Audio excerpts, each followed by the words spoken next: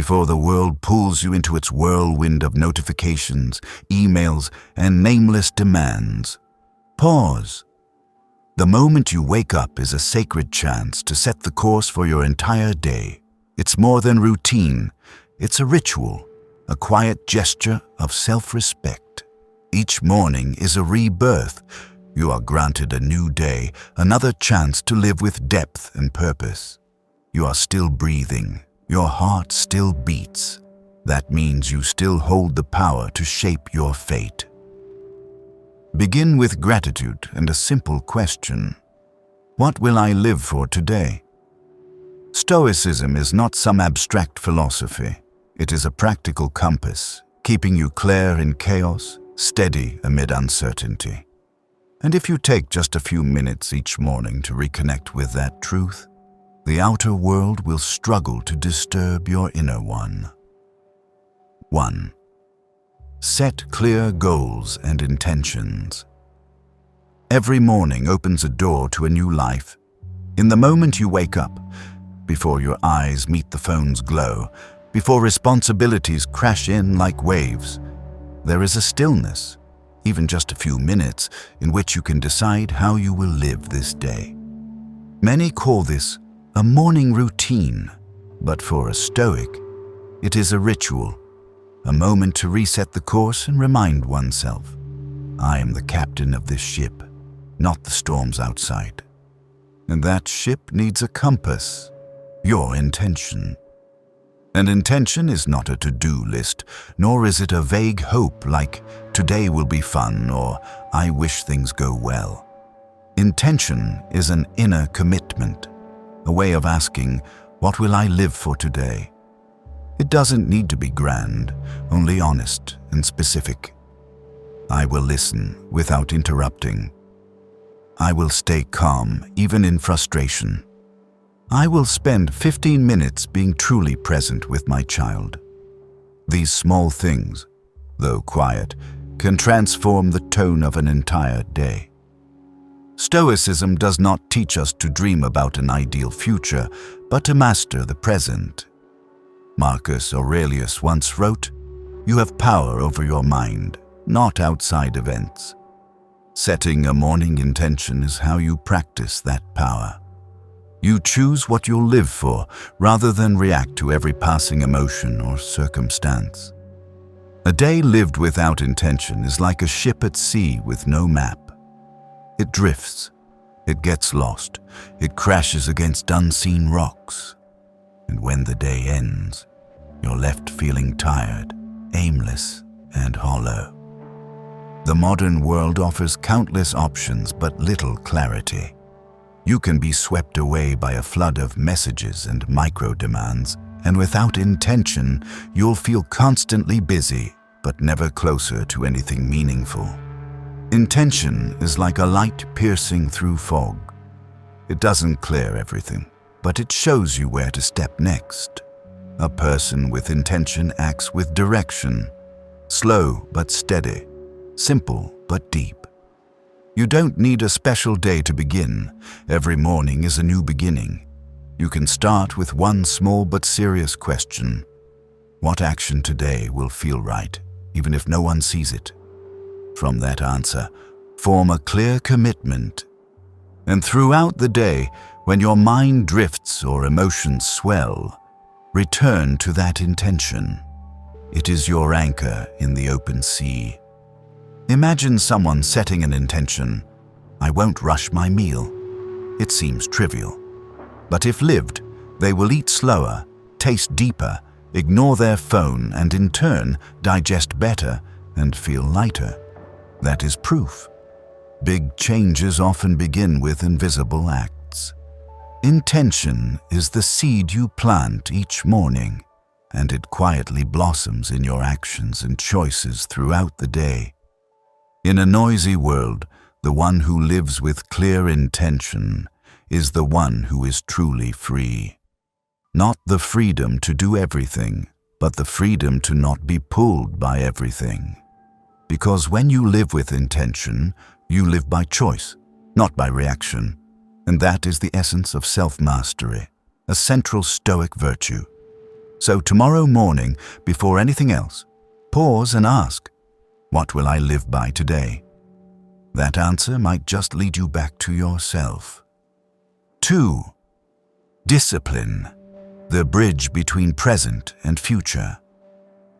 Among all the qualities necessary for living a life of direction, discipline is the least appealing but the most important. People are often drawn to inspiration, motivation, and bursts of enthusiasm, but discipline is quiet, patient, and never loud. It doesn't come from the outside. It is an internal commitment, renewed each day, especially on the days when you feel no motivation at all.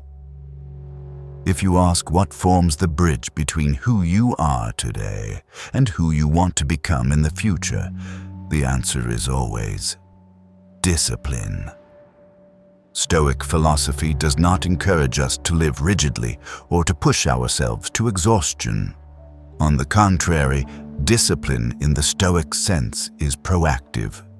It is the ability to govern yourself through reason rather than desire, delay, or passing emotion. Discipline doesn't mean working non-stop or becoming perfect overnight. It simply means repeating what is right, again and again, regardless of how favorable your feelings are. When you choose each morning to wake up on time, read something worthwhile, eat well, exercise, or simply keep a promise you made to yourself, you're practicing discipline.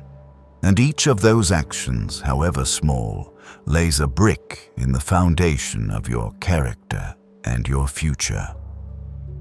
Marcus Aurelius once wrote, "Do what is right because it is your duty, not because someone is watching." Discipline is silent action taken when no one is around, when there's no immediate reward, no praise awaiting. And that is precisely why it is valuable. Because every time you maintain discipline, you are building self-respect from within. You're sending yourself a message. I can rely on myself. And that trust does not come from results, but from consistency in behavior. When you live with discipline, you don't need anyone to manage you, no reminders, because you are already the internal leader of your life. There are days when you wake up and don't want to do anything.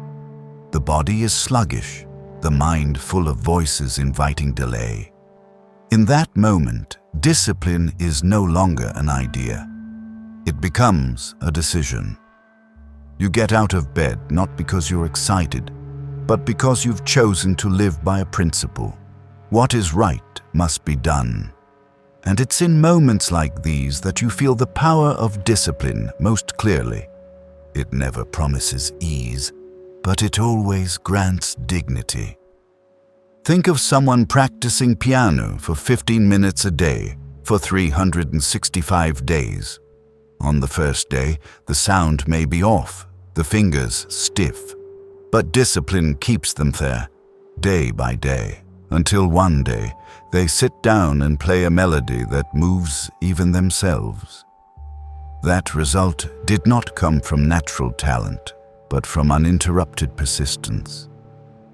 Discipline never gives you results overnight, but it always guarantees that if you continue, you will not remain stagnant. More importantly, discipline doesn't rob you of freedom. On the contrary, it is the one thing that truly grants freedom. Freedom from temptation, from the sway of fleeting emotions, from habits that drag you backward. A disciplined person knows what is right and stays with it even when the inner voice wants to flee. In a world of indulgence and distraction, discipline is a quiet rebellion, one filled with dignity. So if you're doubting yourself, if you feel lost, don't look for more motivation from outside. Return to something simple. Choose one right action and do it today. Then repeat it tomorrow. That is how you overcome yourself. That is how you walk from the present into your future. 3. Serving others is a privilege. We are often taught that we must pursue success, accumulate wealth, and establish status. Only then can we think about helping others. But Stoicism teaches otherwise. It says that service is not the final reward of the accomplished, but the very essence of a life well lived. Marcus Aurelius once wrote, "What we do now echoes in eternity." And among our daily actions, nothing leaves a deeper echo than unconditional kindness. Serving others doesn't require you to be a hero or a person of high status. It begins with the smallest things. Listening to someone finish their story without interrupting, offering a genuine smile when entering the workplace, or helping a stranger resolve a minor problem. These acts don't need recognition because their true power lies in their silence and anonymity.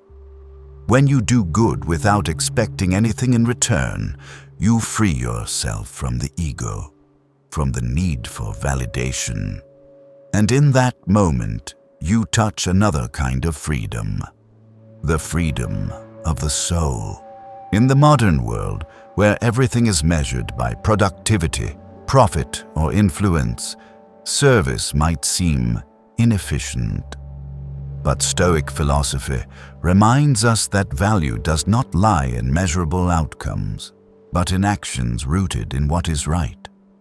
When you serve, you are not doing charity. You are living true to your nature, a being capable of connection, support, and the transmission of meaning.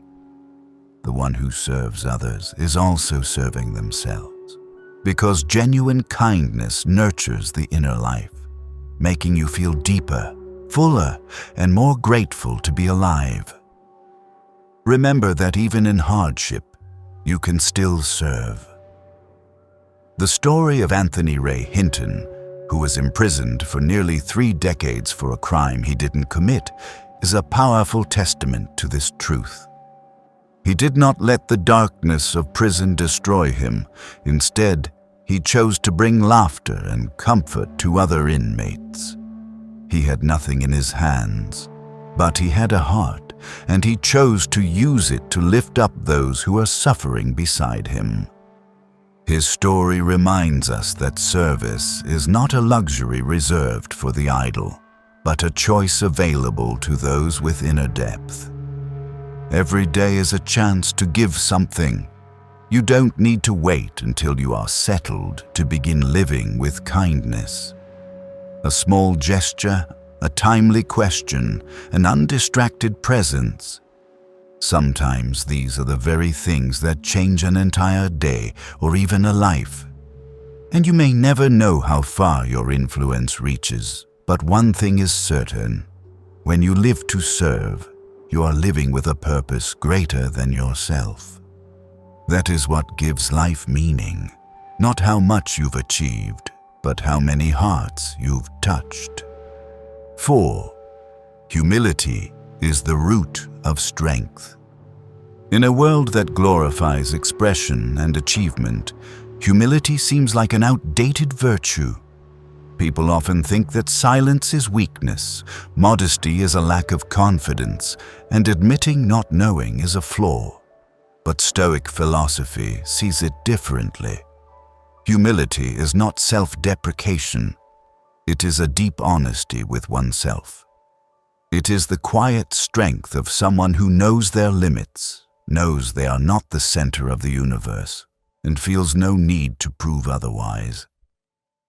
Marcus Aurelius, a ruler holding an entire empire in his hands, still wrote nightly in his journal, reflecting on the fragility of power, the brevity of life, and the necessity of maintaining a humble mind. It was precisely this that kept him from being blinded by power and swayed by success. For the Stoic, humility is a form of awareness, the ability to see the world as it is, unclouded by ego, undeceived by personal illusion. Humility keeps you learning without end, because if you believe you already know enough, you will no longer listen. If you think you are better than others, you will no longer be curious.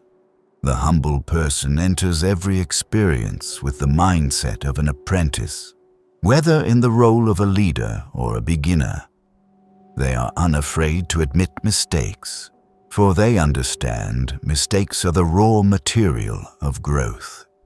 They are not obsessed with recognition, because they live not to please others, but to live rightly. In human relationships, humility opens the door to genuine connection. It helps you listen without judgment, share without boasting, walk alongside others without needing to lead.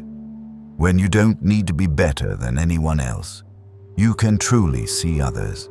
And when you're not busy protecting your ego, you won't feel threatened by different opinions or honest feedback. Humility creates space for authenticity, for resonance between people as equals, regardless of social status. A clear example of this trait is the Level 5 leadership described by Jim Collins in Good to Great. The great leaders he studied were not flashy, eloquent, or camera-seeking. They were people of steely resolve and deep humility. They gave credit to the team, took responsibility for failure, and quietly left behind lasting legacies. It was humility that made their leadership trustworthy and genuinely inspiring. Humility is also the foundation for facing both success and failure. In success, it keeps you from arrogance. In failure, it helps you stay intact. The humble understand that every achievement is the result of many factors, from personal effort to the support of others, even to luck. And because of this, they are grateful rather than prideful. Likewise, when facing failure, they don't see it as a wound to their honor, but as a chance to reflect and adjust. Perhaps the greatest power of humility lies in how it frees you from the pressure to become someone. You no longer need to be the best, the fastest, the most correct. You only need to be the most authentic version of yourself, always ready to learn, adjust, and grow. When you live with humility, you are not bound by your own image. You are flexible, open, and deep. And that creates a strength that is enduring.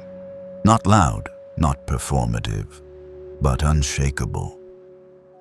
5. Facing fear. Nothing holds us back more than fear. It doesn't shout, it doesn't always reveal itself clearly, but it weaves through every delayed decision, every missed opportunity, every dream that never begins. People do not fail because they lack ability, but because they stop before starting, afraid of rejection, afraid of mistakes, afraid they are not enough. And the irony is that most of these fears don't come from reality, but from our own imagination. Stoicism looks directly into the nature of fear and unravels it layer by layer. Epictetus once taught, "We are disturbed not by events, but by the views we take of them." An objective event, public speaking, starting a new job, or changing a habit, is not inherently threatening until our mind begins to construct worst-case scenarios.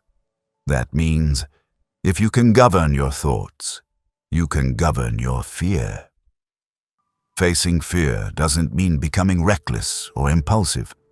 It simply means a brave decision. Instead of avoiding, you take a step toward it, even a small one. A person afraid of water doesn't need to dive into the sea. They can walk to the edge of the pool, dip their feet, and let the body adjust. A person afraid of change doesn't need to overhaul their life. They can start by altering one small habit. And each step, however small, is a declaration. I am not ruled by fear. Fear, in truth, is a harsh but honest teacher. It reveals what truly matters to you. If you fear failure, it means you long for success. If you fear abandonment, it means you value connection. Realizing this allows you to stop seeing fear as the enemy and start seeing it as a compass. Ask yourself, what am I afraid of? And what does that say about what I truly desire?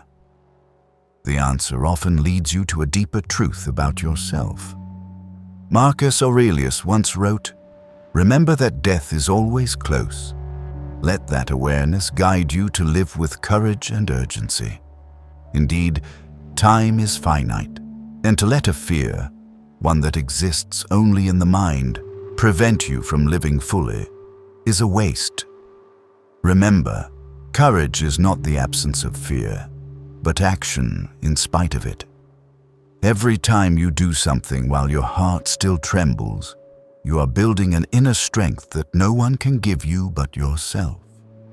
No one is born brave, but anyone can practice courage, little by little, through each encounter. And like any skill, courage is built through repetition. Each time you face instead of flee, fear loses its grip, and you grow stronger within. So the next time fear appears, don't turn away. Pause, breathe, and take one step toward it. Because what you seek most, freedom, meaning, love, growth, just might be waiting on the other side of that fear. 6. Trusting yourself. Believing in yourself is not a sudden emotion, nor is it hollow self-encouragement. It is a deep awareness, an honest loyalty to yourself through highs and lows, an inner commitment that says, I may be imperfect, but I will not turn my back on myself. In an age where we are surrounded by others' images of success, it is easy to doubt our own worth. But Stoicism reminds us that your value lies not in how the world sees you, but in how you face yourself when no one is watching. Epictetus once said, "It's not the events themselves, but how we respond to them that define who we become." This means that confidence is not born from outside conditions, but from how you respond to your own journey. When you fall and still get up, when you're rejected but don't lower yourself, when you fail and still keep your dignity, you are building a kind of trust more enduring than talent, the belief that you can endure. Trusting yourself doesn't require you to be great immediately. It requires you to be fully present with every step, including the slow and uncertain ones.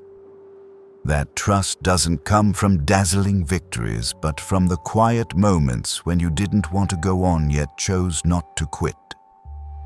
When you start something, learning a skill, beginning a personal journey, repairing a relationship, and feel lost, what you need is not a guarantee of success, but your own presence, walking beside yourself regardless of the outcome. There will be times when you doubt, when you feel not good enough, not fast enough, not special enough. But what you must remember is, true worth does not come from standing out, but from staying consistent. A person who quietly puts in effort every day, even unseen, is still building something invisible but essential: self-respect. And when you live with self-respect, you don't need to prove anything to anyone, because you've already proven something to yourself, that you are worthy of your own trust. Self-trust is also the foundation for learning from failure without damaging your dignity. When you truly believe in yourself, you don't see failure as proof of inadequacy, but as material for growth. Like Thomas Edison said after thousands of failed experiments, "I haven't failed, I've just found 10,000 ways that won't work." That is not blind optimism, but persistence born from unwavering belief in the value of the journey. In the end, trusting yourself is not believing you'll always be right, always win, or always be loved. It is believing you can face the truth, change when necessary, and take responsibility for your own life. And in a world full of uncertainty, the one who maintains that inner steadiness is truly strong. So wherever you are, however far you've come, pause for a moment and remind yourself, I never had to be perfect to be worthy of my own trust. 7. Living fully in the present. We often live as though we will live forever. We let our minds drift to the past with things we cannot change, or rush toward a future that hasn't yet arrived. Meanwhile, the only moment we truly possess is forgotten. The present. Stoicism reminds us that life doesn't unfold anywhere else but here and now. And if we don't live fully in each moment, an entire life can pass without us ever truly living. Marcus Aurelius, one of the most powerful men of the ancient world, once wrote, "Do not act as if you were going to live 10,000 years. Death hangs over you. While you live, while it is in your power, be good." This is not a warning, but an invitation to return to the present, where every emotion, every action, and every choice is truly shaping who you are. When you wash your hands, feel the water. When you eat, taste the food. When you speak with someone, be there with your eyes, your heart, your full attention. These seemingly simple acts are the quiet bricks that build a conscious life. Living in the present does not mean forgetting the past or abandoning the future. It simply means not letting the past bind you and not letting the future unnerve you. The past is a lesson, the future a possibility, but the present is reality. You cannot rewrite yesterday nor reach into tomorrow, but you can live today fully, kindly, and deeply. And by doing that, you begin to change both the direction of your past and the course of your future. Presence is also the foundation of self-control, a core Stoic virtue. When you truly live in the present, you are less likely to be swept away by sudden emotions, others' opinions, or the pull of desire. You gain a pause between stimulus and response. In that pause, you have a choice, and that choice defines who you are. For example, when someone insults you, if you are present, you notice the emotion rising, but you don't have to react. You can choose silence, choose calm, choose to respond with understanding rather than anger. That is the true power of a mindful life. Living fully in the present also brings peace. When you are no longer torn between regret and worry, your mind becomes lighter. You no longer compare yourself to others or chase after what is uncertain. You only need to handle what is in front of you, take one right step, breathe one deep breath. That simplicity is exactly what many people have lost in today's hectic world. Imagine a quiet morning. You sit by the window, not holding your phone, not rushing to do anything. You simply sit there, watching light slip through the curtain, hearing the birds on the balcony, feeling your own heartbeat. Nothing special happens, yet it may be one of the most real moments you've ever lived. You need nothing more, because you are fully here. And that is what Stoicism wants us to realize. Living fully in the present doesn't require grand gestures. It simply asks that you return to yourself, moment by moment. When you focus on the present, you will find that everything you need, clarity, strength, peace, is already here. Not elsewhere, not tomorrow, but in this very breath. 8. Positive words. Seeds of the mind. Speech is action. Every sentence you speak doesn't just affect others, it leaves a mark on your own mind. A positive word can be the beginning of hope, while a negative word even if spoken only to yourself, can plant seeds of doubt and discouragement. Stoicism does not promote sugarcoating reality, but it emphasizes this. The way you use language shapes the landscape of your inner world. Each morning, if you choose to speak something uplifting, you're planting a good seed in your mind. A seed of self-discipline, of gratitude, of courage to keep living in line with your values. Marcus Aurelius once wrote, "The soul becomes dyed with the color of its thoughts, and thoughts are largely shaped by language. When you repeatedly say to yourself, 'I can't do it,' 'I'm not good enough,' or 'everything's falling apart,' your mind begins to accept those words as reality. On the other hand, when you learn to use language to direct your mind toward positivity and truth, you're gradually opening up a healthier space within. This doesn't need to be complex. Sometimes it's just a gentle morning reminder. Today is a chance to move closer to what is right, or I can learn from whatever happens today. Speaking positively does not mean denying pain or difficulty. It means choosing to respond consciously to circumstances. The Stoic does not avoid reality, but understands that amidst turmoil, something always remains within our control, and language is one of them. When you're disappointed, you can say, "I'm a failure," or you can say, "I just learned something important." Both describe the same event, but one holds you back, while the other helps you move forward. Positive speech also profoundly affects your relationships with others. A timely word of encouragement can make someone feel seen, understood, and given a reason to keep going.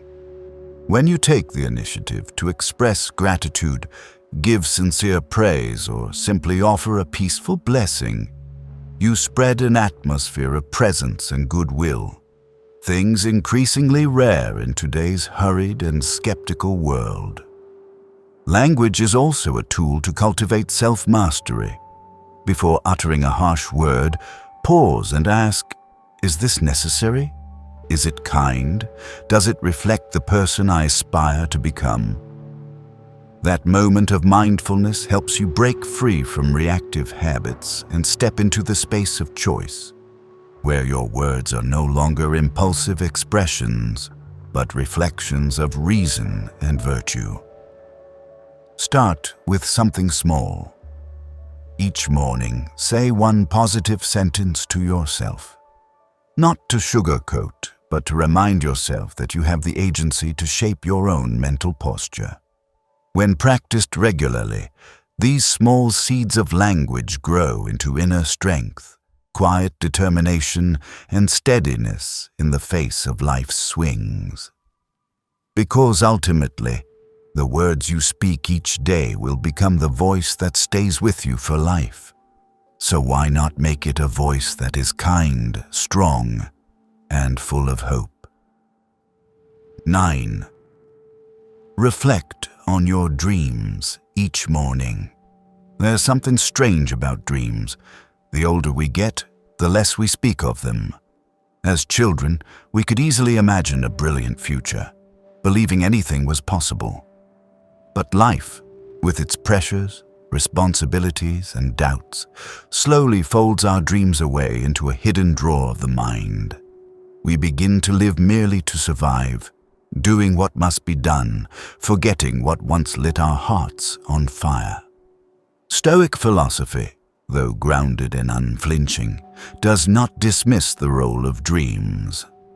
On the contrary, it urges us to live with purpose, and dreams are the compass for that purpose. Each morning, before the world grows loud, spend a few minutes thinking about your dream, not to fantasize, but to reconnect with the deepest part of yourself. Ask, what do I truly want? And why does it matter to me? The answers don't need to come right away. but the daily repetition of the question deepens your awareness, helping you distinguish between what is essential and what is just noise. When you know what you're living for, you begin the day with clarity and direction rather than drifting through empty tasks. A dream doesn't have to be grand or heroic. It could be the desire to live more kindly, to build a lasting family, to write a book, to learn an instrument, or simply to be true to yourself. What matters is not the scale of the dream, but its alignment with your core values. A true dream isn't something that exhausts you to chase. It's something that calls you back to yourself every time you remember it. It gives you reasons to be patient, to endure difficulty, to not quit too soon. When you think about your dream each morning, you do more than inspire yourself. You silently commit to something. You start behaving differently. You choose your priorities differently. You say no to the things that pull you off course. Most importantly, you begin to accept that the path to a dream is never a straight line. There will be moments of doubt, disappointment, and temptation to turn back. But in those moments, remembering why you began will become your guiding light, keeping you from losing your way. There's a story often told of an unknown female painter who created art for years without recognition. She once considered giving up, but every morning she sat by her easel, not to sell, not to prove anything, just to remind herself that painting made her feel truly alive.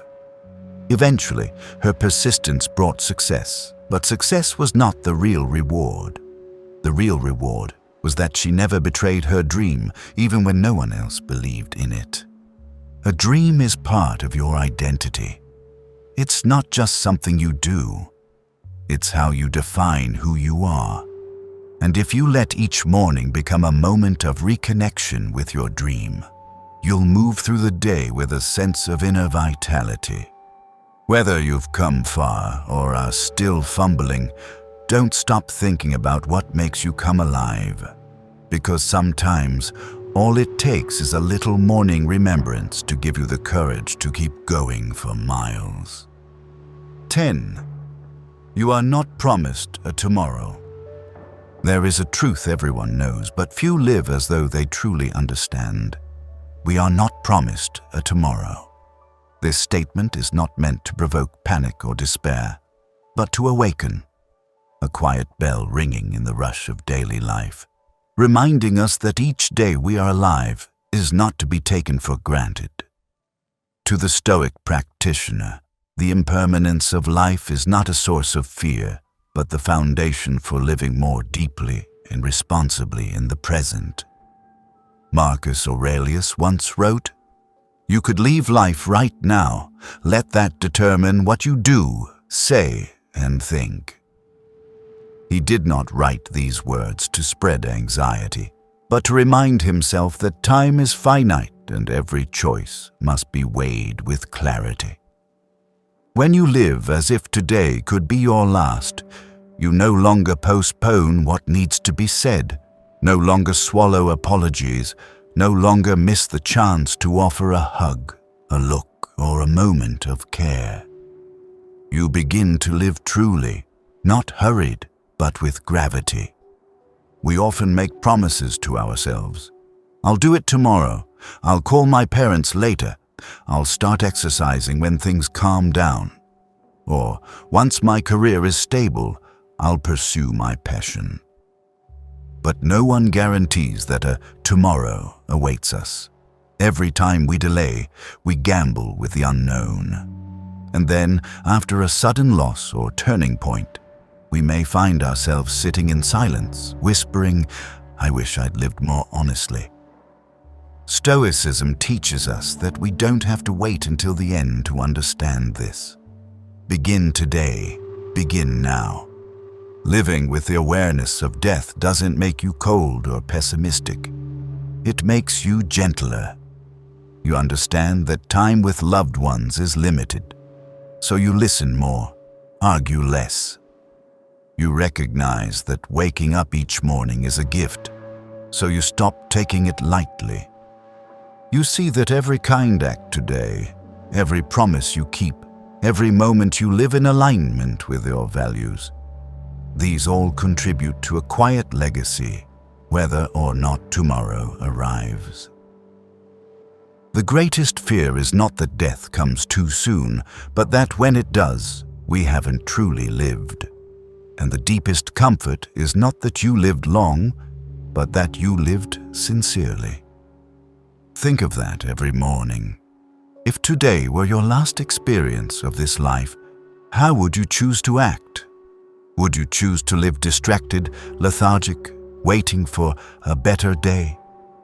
Or would you choose to live with kindness, clarity, and meaning? No one can live forever, but anyone can live fully. So let the awareness of life's limits be a steady flame that keeps you awake. Do what needs to be done. Say what needs to be said. Love as if there may not be another chance. Not because you are pessimistic, but because you are grateful. Not because you are rushing, but because you understand that every moment is precious. And if you can live that way each day, then whether tomorrow comes or not, you can smile, because you have truly lived. I am not someone who has always lived mindfully. There was a long stretch when I woke up feeling exhausted, worked mechanically, and avoided what I truly desired out of fear of failure. But it was through encountering Stoic philosophy that my perspective on each day began to change. I learned that I don't need to control everything, only myself. I started practicing small things, setting an intention each morning, choosing a meaningful action, observing my emotions instead of being swept away by them. Not every day is perfect, but each day feels more worth living. And the most important realization I've had is this: transformation doesn't come from a grand turning point, but from very small, steady steps. When I live with presence, with gratitude, and without delaying what is right, I feel closer to myself than ever before. If something in this video has touched you in any way, please like, subscribe, and turn on notifications so you won't miss the next message. And wherever you are on your journey, always remember, every day you wake up and are still alive is a chance. Not to be perfect, but to be real. See you in the next video.